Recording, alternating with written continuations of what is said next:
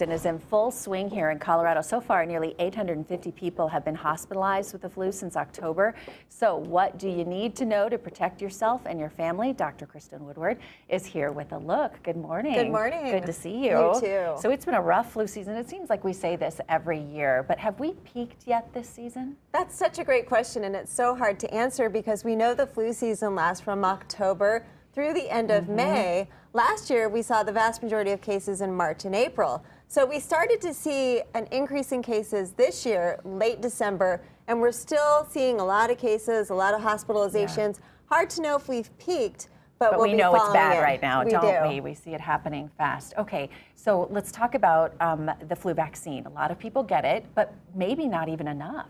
Right, so we know only about 40% of people get the flu vaccine. And the most important thing to know this year is that the two viruses that are predominantly circulating, they're covered in the flu shot. They are this year, because in years past we've had lots of cases where the vaccine hasn't covered what ended up hitting us. Yeah, in 2014, that's a great example. We didn't have a good match, but this year we do. And it's not too late to get your flu shot. We know it takes about 2 weeks to work. I know it's the end of January, but we still might be seeing cases in May. So if you haven't gotten your shot, go ahead and get it. Go and do it. So let's talk about also symptoms of the flu. How do you know if it's coming on? And if you start to get a few of those symptoms, what do you do?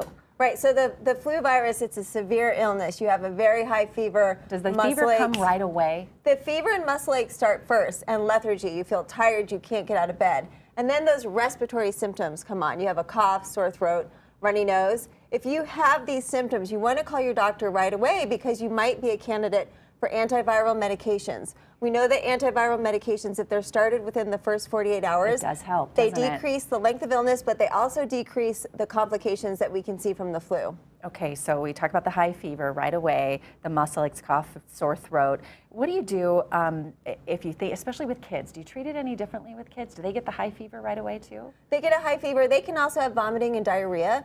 Those are other signs that we see with kids that we don't necessarily see with adults. But we know that kids under 5, they can have more severe complications from the flu.